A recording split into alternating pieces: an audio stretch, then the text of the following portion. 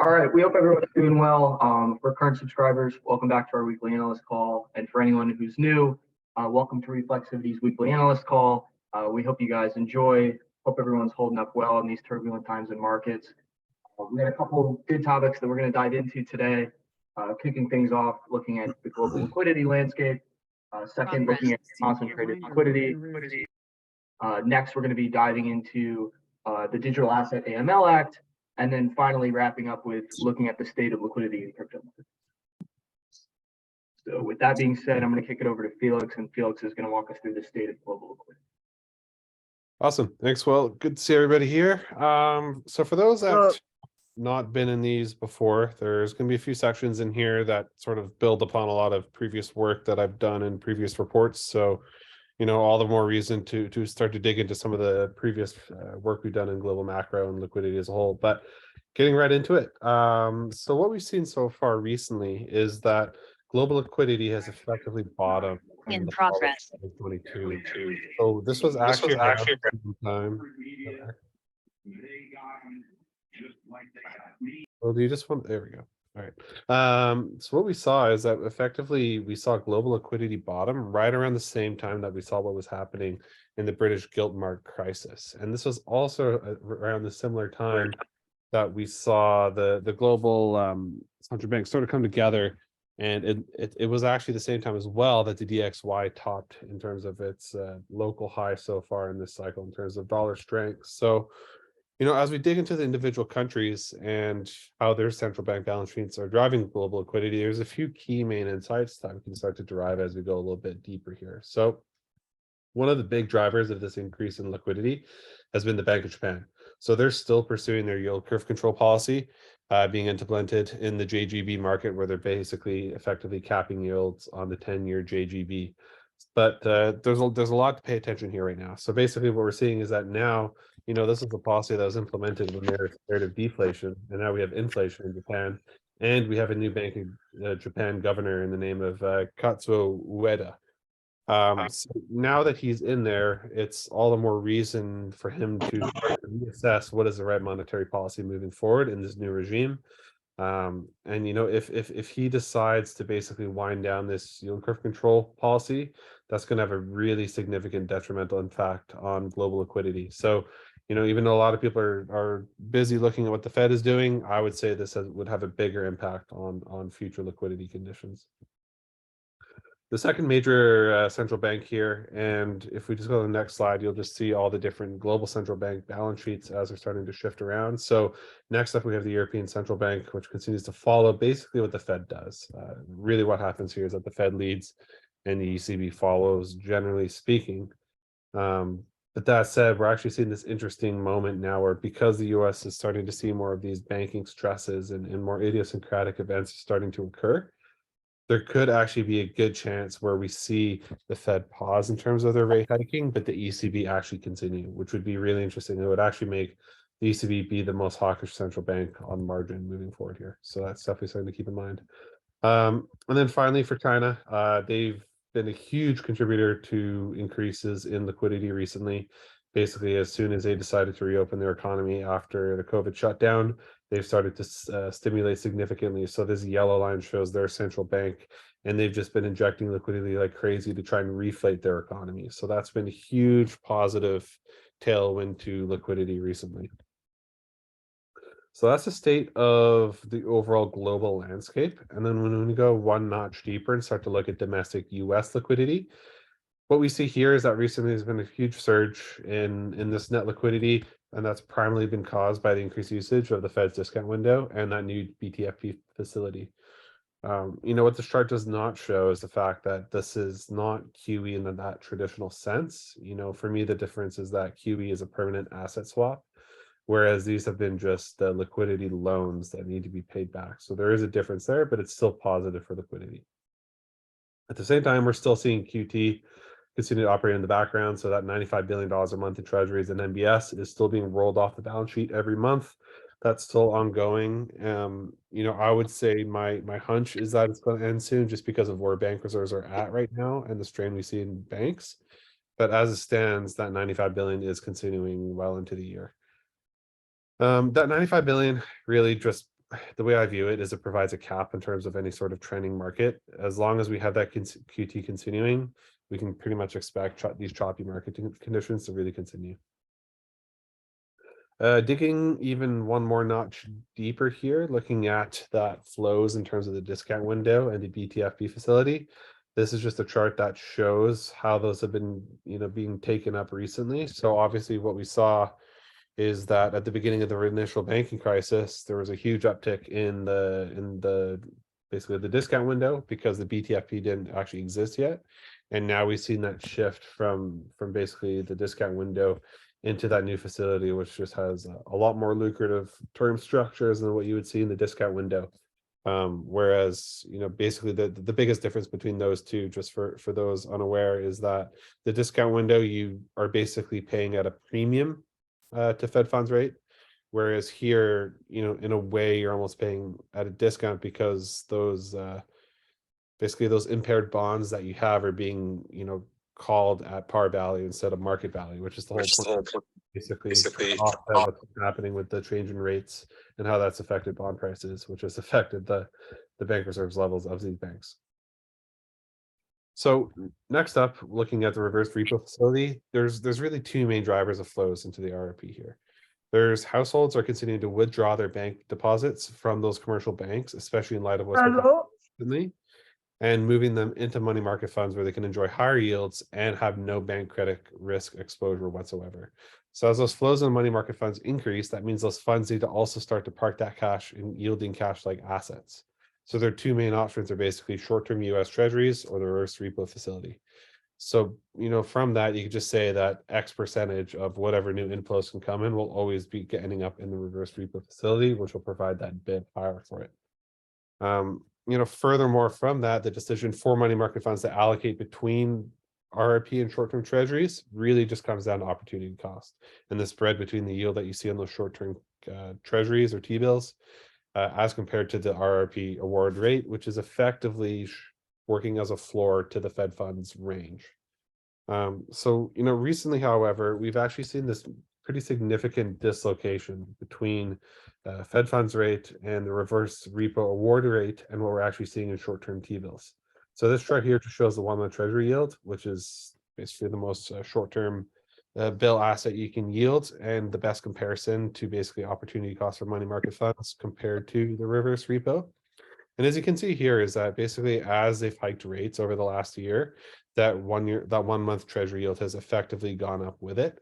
But as you can see recently, there's been a huge shift and dislocation lower in that 1-month T-bill, as opposed to where we stand with the reverse repo yield.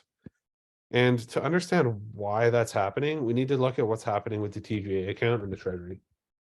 So the debt ceiling of the US government was obviously hit in the last recent months, and that's created a whole cascade of events. So, as discussed in some previous reports that I've written, this triggers a cascade of these extraordinary measures they call it to be taken to ensure that the US does not default on its debt. One of those major factors that they do is they actually start to draw down the TGA or Treasury General account. So on the next chart here, you can see where this, we started this whole process with the TGA account above roughly 500 billion. And, last week, right before tax receipts came in, we were just below 100 billion. So that's been a huge drawdown in that. And that's generally positive for liquidity conditions. But in the meantime, because we've hit this debt ceiling, the Treasury and Secretary Yellen can't actually issue new debt. And most notably, they can't issue new short-term collateral. So as mentioned above, that 1-month T-bill yield has been coming lower. So what we know is that lower yields means increased price in the bond, which means increased demand for the bond. So, my thesis for why this is happening is that due to these debt ceiling dynamics that are occurring, the Treasury can't issue new short-term debt. And so basically what we're seeing here now is there's a shortage, there's a supply crunch in terms of that short end. And this new, basically after 2008, we've moved to this more collateralized lending standard away from this uncollateralized lending standard, which is basically this transition from LIBOR to SOFR, which I won't get into today. There's been plenty of work done on that in previous reports here, but really what that entails is that the entire financial system is collateralized by short-term T-bills. So now we're seeing this huge crunch in terms of supply because it collateralizes everything in the global funding markets. And so now that is basically anybody who wants to have any sort of loan at the SOFR rate basically has to chase and bid up these bills, and there's no new supply coming on. So this is something that I think is really important to keep an eye on moving forward here. And also what's going to happen once the debt ceiling does get lifted. So right now, this D day, which is basically the day where the US government would have to default on its debt obligations if the debt ceiling isn't passed, is somewhere around, as of right now, it looks to be like mid-June. So we expect to see the debt ceiling get lifted around then. And when that happens, there's going to be a huge amount of issuance, especially on that short end from Secretary Yellen. And that's going to have a pretty significant impact on liquidity. I think it's going to be pretty negative for liquidity moving forward. So those are all the different components of what drive global liquidity and domestic liquidity in the US. And put it all together, it's a really important to start to understand what is driving these factors, because it's my view that it's one of the biggest causal factors of where risk assets go and in crypto in general. So just on this last slide here, you can see if you start to map out this global liquidity cycle as compared to Bitcoin, it's a pretty powerful signal. So if you can start to understand what are driving these inflections in the global liquidity cycle, you can see it bottomed out in the fall, which is around that same time that was all happening with the British gilt market, and we've been going up ever since. And Bitcoin and the crypto market in general has also started to go up at the same time. So that's where we stand in terms of global liquidity. And yeah, again, there's a lot more. Pretty much every section I've talked to, there's been dedicated reports on this. So there's a lot more you can dig into the weeds. If this is your first time seeing any of this, it's you can learn a lot, and the rabbit hole goes deep. Awesome. Thanks so much, Felix. Brilliant work as always. Keep things moving. We're going to move on to Ashu, who's going to walk us through innovations in the concentrated liquidity space. Excuse me. Yeah. Hi, everyone. Thanks for coming out. So yeah, I covered what's been going on in the concentrated liquidity landscape, and in particular, sort of asking the question if Uniswap v3 can be displaced. So yeah, I mean, in general, just sort of setting it up at a high level, DEXs have been a super successful DeFi vertical. Last month in March, the trading volume on decentralized exchanges actually reached its all-time high compared to that of centralized exchanges, at about 20% of centralized exchange volume. And also has a beautiful chart for some of you price action traders, consistent pattern of higher lows and higher highs. And so to really put that growth in context, decentralized exchanges only had about 0.5% of the trading volume on centralized exchanges just 3 years ago. So pretty crazy growth there.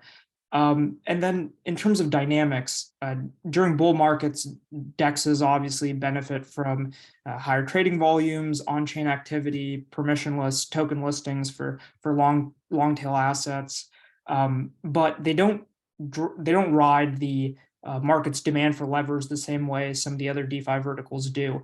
And that's because of their relationship with stablecoins. So when the market turns and traders flee to stables, DEXs facilitate those trades. And then the great example of that was just during the USDC DPEG, when DEX volume actually hit its all-time high.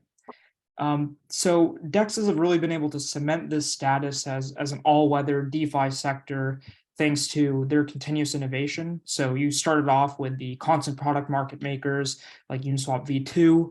And while those were great for long tail assets, they weren't great liquidity wise because they spread, or they weren't great price wise, price impact wise, because they spread liquidity over an infinite price range, and couldn't really handle stablecoin trades for that same reason. And so you had Curve come in with its constant sum market maker to fill the gap. But then you kind of came full circle with Uniswap v3, which had concentrated liquidity, where you could sort of facilitate these large trades with low slippage, but you could also facilitate the swaps of long tail assets and sort of have this ambient liquidity. So to keep it simple, what concentrated liquidity is, or how you can sort of see it, is as the middle ground between the more sort of computationally intensive, yet flexible order book, and the sort of more user-friendly yet capital inefficient AMM.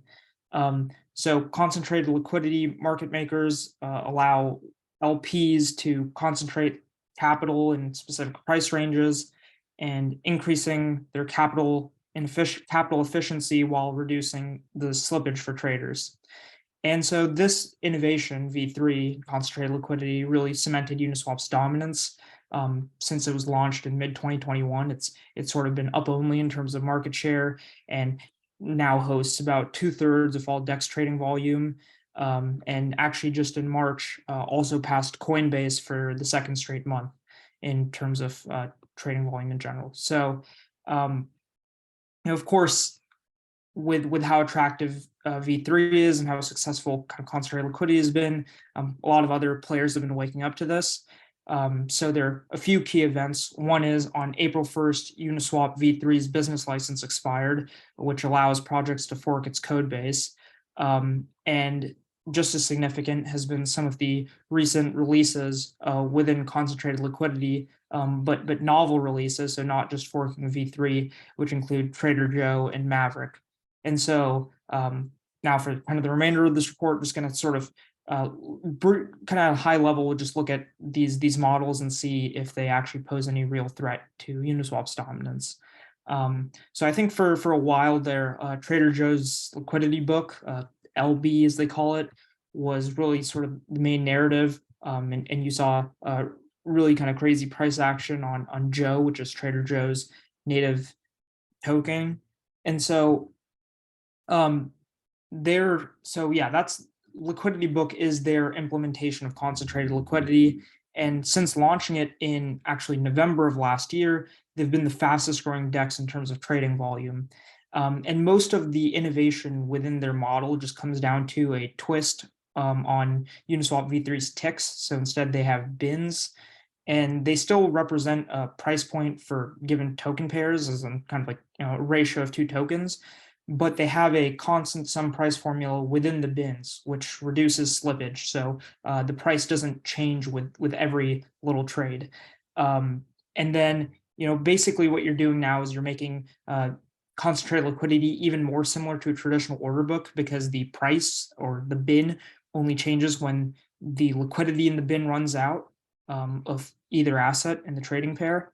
So this does create marginally more efficient pricing. And then the other kind of innovations that are sort of ancillary to this include some advances in the liquidity provision process. So, obviously these bins are predefined in terms of their size. So that means that liquidity is interchangeable instead of the NFT model you have on V3. And so that allows LPs to distribute liquidity across price ranges as they see fit. And then since they're just ERC20 tokens, you can quickly and cheaply sort of adjust positions and sort of, switch them up. And then they released version 2.1, I believe about a month ago. And so this allows users to also do now kind of new things that are also just sort of kind of minor features, but you can set native limit orders. You can provide liquidity using auto pools, which are there to just kind of automate some more complex liquidity provision strategies. And then speaking of liquidity provision strategies, I think the other model that we'll cover here that's sort of novel, I guess, is Maverick. And their whole focus is dynamic distribution, which is just another way of saying automating liquidity provision. And they actually just launched in early March, so not even been around for 2 months. And they pretty quickly cracked into the top 10 DEXs in trading volume with no incentivization, which if any of you are familiar with the sort of history of DEXs, that's pretty remarkable. But it's unclear whether Maverick is really offering up any meaningful innovation, because again, it's just built around this idea of automated liquidity provision, what they call dynamic distribution, intelligent liquidity provision, however you want to spin it. And in Maverick's model, what this means is you can just take a direction on the LP and have it sort of move with price. And that's effectively just another way to speculate on price. But there isn't much of a moat here. If you think about it, I mean, you have a lot of third-party projects, say like Arrakis Finance built on top of Uniswap v3. It's also pretty easy for projects to build this into their own DEX, as you saw with Trader Joe. So, a lot of this sort of volume might have just been people trying to farm a potential airdrop, sort of, inspired by Arbitrum, since Maverick doesn't have their own native token. So yeah, I mean, some of these have fallen over the past few, like Trader Joe, Maverick, they've sort of fallen a bit in terms of trading volume over the past few weeks, even in terms of market share. So right now, Trader Joe's the 7th largest DEX, Maverick is 18th. And I think, maybe, so it might be worth just looking at Trader Joe a little more. And the only place you can really compare them is Arbitrum. That's where they both have overlapping deployments, and Uniswap does have an 18-month head start, so not totally fair. But with that said, Trader Joe has done about 60,000 in Joe incentives every day. They've that's about $50,000, $40,000. And despite that, Trader Joe's liquidity and trading volume are well under 10% of that of Uniswap's, again, obviously on Arbitrum. And so just in terms of the trend, Trader Joe's volume is down about 27% this week, and Uniswap's is up about 6%. So just another sign of things sort of cooling off there. And then the other major sort of storyline is obviously Uniswap v3's business license expiring. Expired on April 1st. And so I think what we can expect to see is even more projects go ahead and fork it. You've already seen the 2nd largest DEX, PancakeSwap, do that. You've seen SushiSwap do that. I think there are 8 other, or I think there are 8 protocols in total that have done this so far. But again, it doesn't seem like it's going to make much of a dent long term. It hasn't so far. It's only been a few weeks, but Uniswap does have a really powerful moat thanks to their liquidity, number one, but also their brand, sort of UI UX, their direct relationship with the end user, which you can see based on just really low aggregator volumes, DEX aggregator volumes, which are like around 10%. So I think that in terms of other DEXs, this might not mean much, but I think that projects that do stand to win are those around sort of automating liquidity management. So the third parties there, like Gamma and Popsicle Finance, as more and more projects adopt concentrated liquidity, there's going to be more and more demand for people looking to automate that liquidity provision process instead of manually doing it on their own. So yeah, I mean, I think the whole kind of Trader Joe's Uni v4 or whatever the narrative was about sort of displacing Uniswap is probably pretty overblown. I don't think slight variations of concentrated liquidity or vertically integrating some ancillary features or even like basic forms of fee sharing will be enough to really put a dent in Uniswap's dominance. I think instead it'll take real innovation that gives end users a true step function change in the liquidity provision experience or in the trading experience, whether it's like around slippage or something around user interface. So I think for the time being, the most alpha in the DEX space is just going to be watching what Uniswap Labs is doing for its V4 deployment. And there have been some interesting hints so far around sort of implementing a request for quote model or submitting an EIP that'll drastically reduce gas fees for them for some of the more sort of complex multi-step smart contracts they have.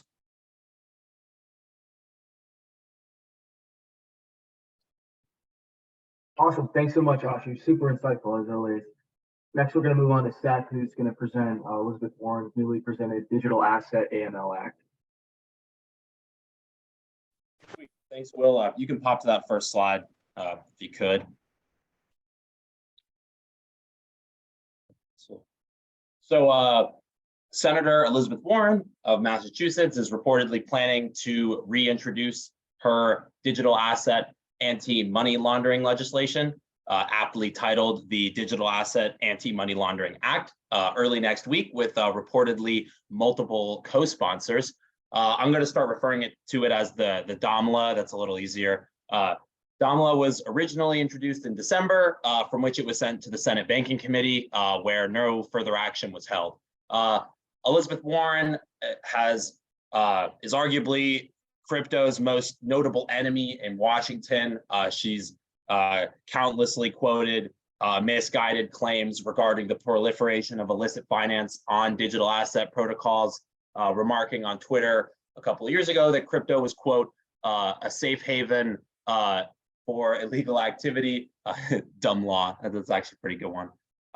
And, quote, an easy way for scammers and criminals to steal from people. As we saw in Reflexivity's breakdown of the Department of Treasury's report on illicit finance and DeFi, the still overwhelming majority of illicit finance is conducted in fiat, particularly cash. But this is still a hill that many in Congress want to die on, and a reintroduction of this piece would not be surprising in the slightest. This report broke down the contents of the legislation as it was written in December of 2022, although there are reports that say the new version is a revised one. We'll go through some points of contention and whether we at Reflexivity see the legislation eventually making its way to President Biden's desk.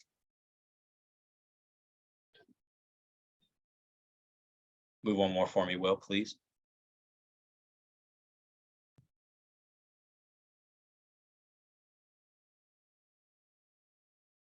In Elizabeth Warren's press release of the Digital Asset Anti-Money Laundering Act, there was a one-pager associated, and there were 6 tenets of the act.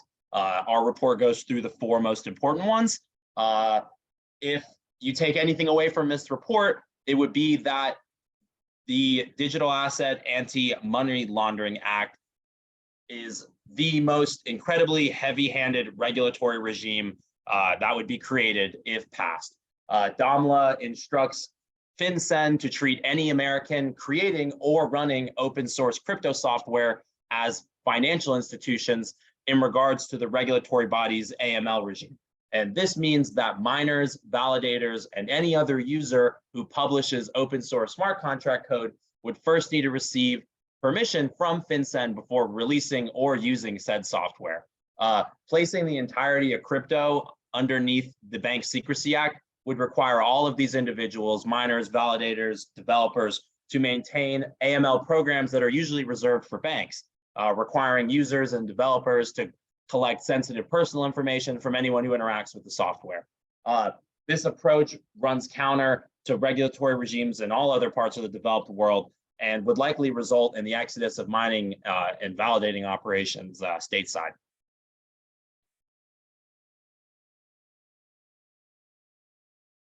The second tenet that Warren put out was that DAMLA would strengthen enforcement of the Bank Secrecy Act compliance by directing the Treasury to establish an AML compliance exam and review processes, by directing the SEC and the CFTC to establish their own AML compliance examination and review processes. By creating these new systems of compliance audits for developers, miners, validators, anybody operating open source code on a blockchain protocol, this would be an absolutely massive undertaking for these regulatory bodies in monetary and manpower terms. The number of registrants, including miners, validators, and developers, would easily climb into the thousands, and additional staff and budget would surely need to be allocated. The remarkably short bill has no mention of these constraints, only mentioning that, quote, such sums as are necessary would be appropriated to the regulatory bodies. Laws are intended to be vague. I think that is a little too vague for our liking. The third tenet of DAMLA is to, quote, address a major gap with respect to unhosted digital wallets, which the government believes allows individuals to bypass AML and sanction checks by directing FinCEN to implement its proposed rule a couple of years ago, which would require banks to verify customer and counterparty identities, keep records, file reports to certain digital asset transactions that involve unhosted wallets. Unhosted wallets have really been a hot button issue for Congress for the last 3 years, particularly picking up steam with the Russian invasion of Ukraine early last year. as US sanctions against the Russian government were reportedly being evaded by the usage of anonymous cryptocurrency wallets, a claim that is yet to be meaningfully substantiated. In June of last year, Deputy Secretary of the Treasury, Wally Adeyemo, acknowledged that the Treasury was continuing to look into different proposals that would enforce a level of KYC checks on the owners of private wallets. This proposal was actually first introduced by former Treasury Secretary Steve Mnuchin in 2020. The efficacy of such a program is still very unclear. One approach could be to require individuals who host unhosted wallets to provide KYC information to the platform or the service they use to transact. For example, if an individual wants to buy or sell crypto on a regulated exchange, they may be required to provide KYC information, including identification documents, proof of address, before they can open an account. The exchange could then link the individual's KYC information to their unhosted wallet address. Another potential solution would be to require individuals to register their unhosted wallets with regulatory authorities. This could involve a registration process that requires individuals to provide the KYC information to a regulatory body, which could then link this information to the wallet address. The regulatory body could also require individuals to report any transactions that exceed certain thresholds. Now it kind of sounds like the Bank Secrecy Act all over again for unhosted wallets. While we give a couple solutions, or implementations for how this could sort of work, implementing these sort of solutions would require a significant level of coordination between regulatory authorities and cryptocurrency service providers, as well as the development of new technological tools to support these KYC checks on unhosted wallets. As outlined above, this is an example of this bill creating as far-reaching of a regulatory regime that it could exist in the cryptocurrency space, directly pushing these developers and users, consequently innovation, outside of the United States. The last tenet of the Digital Asset Anti-Money Laundering Act specifically applies to applications such as Tornado Cash, a popular cryptocurrency mixer that was sanctioned by OFAC last year. Here at Reflexivity, we've covered Tornado Cash's story multiple times, including their new lawsuit against the regulatory body. In a recent development, prominent crypto policy group Blockchain Association has publicly announced that they will be supporting plaintiffs who are suing the Treasury and OFAC over the sanctions levied in October of last year. While the EU has flirted with the regulation of digital asset mixers, most notably with the 5th Anti-Money Laundering Directive, which requires crypto exchanges and custodian wallet providers to register with relevant authorities and conduct customer due diligence, which includes the monitoring for the use of mixers. The US would certainly stand alone in its outright ban of the product as a whole. And I think a final point of the Digital Asset Anti-Money Laundering Act exists outside of the bill's 7 pages of wording. DAMLA has no inclusion of blockchain analytics technology, the one anti-money laundering tactic that has proven effective for law enforcement to track illicit flows and pinpoint the exact crypto platforms used by illicit actors to exit the system. For example, in 2021, the US DOJ announced that it seized millions of dollars worth of cryptocurrency that had been paid to ransomware group DarkSide using blockchain analytics. In 2018, the Justice Department indicted 12 Russian intelligence officers for hacking the DNC during the 2016 presidential election. Blockchain analytics was used again here to trace the flow of funds from the Russian intelligence officers to the Bitcoin wallet that was used to purchase domain names. So perhaps Senator Warren should take the roughly 1.5-mile walk from Congress to the Department of Justice before deciding which anti-money laundering strategies are best suited for crypto platforms. Thanks so much, Seth. Yeah, I think it's pretty safe to say that nobody from the Reflexivity team will be joining Elizabeth Warren's anti-crypto army. So that's one thing that you can be sure of. Before wrapping up with the last section, just want to throw out there, for anyone listening, if you use the code Bitcoin at checkout on our website, you can receive 30% off your either monthly or annual membership. We appreciate you tuning in tonight. And with that being said, I'm going to look at the state of liquidity in crypto markets to kind of wrap things up. During the banking crisis in March, crypto trading volume saw actually surprisingly a surge, specifically looking at United States-based volumes. I believe I have the chart on here. I guess I didn't include the chart. This is looking at aggregated trading volumes. If you look at the U.S. exchanges specifically, being Binance US, Kraken, Gemini, Coinbase, Bitstamp, you see an even more recognizable spike in terms of trading volumes of crypto overall.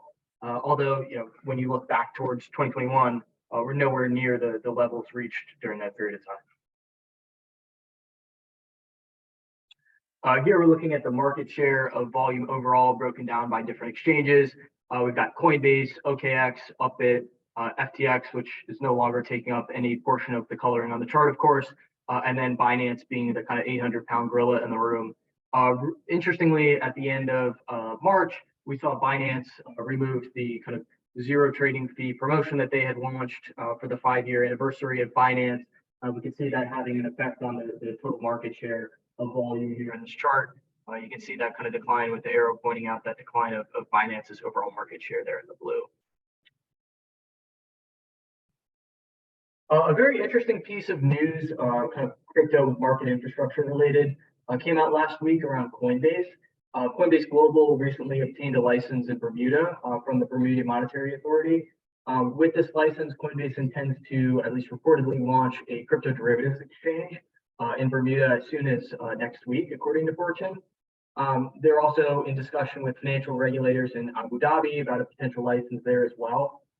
This would be really interesting because it would be the first derivatives exchange that would offer kind of a major competitor to Binance since FTX. So, it feels like years ago now, but going back to kind of 2020, 2021, FTX had started to kind of, gain some market share relative to Binance. And, that's good for the market overall. More competition is always good because it breeds innovation and kind of keeps the leading exchange on their toes to continue to innovate and try new things and push the space forward and to continue to, fine tune their exchange. I think this move by Coinbase is good for that reason. But it's also interesting to note from kind of a regulatory perspective with all the heightened and clamp down that we've seen from the U.S.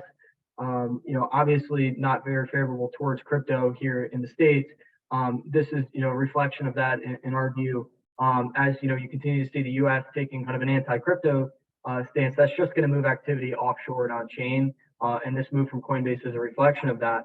And then lastly, I think it's also a reflection of Coinbase losing its kind of share of overall trading, overall crypto trading volumes, as you can see here in this chart. Next here, we're looking at the BTC market share volume, looking here at stable coins as well as stable coins relative to fiat for BTC specific, as well as the overall market. The interesting thing to note here is the spike here again at the end of March, which likely aligns and is contributed to Binance removing the zero fee trading policy on their platform.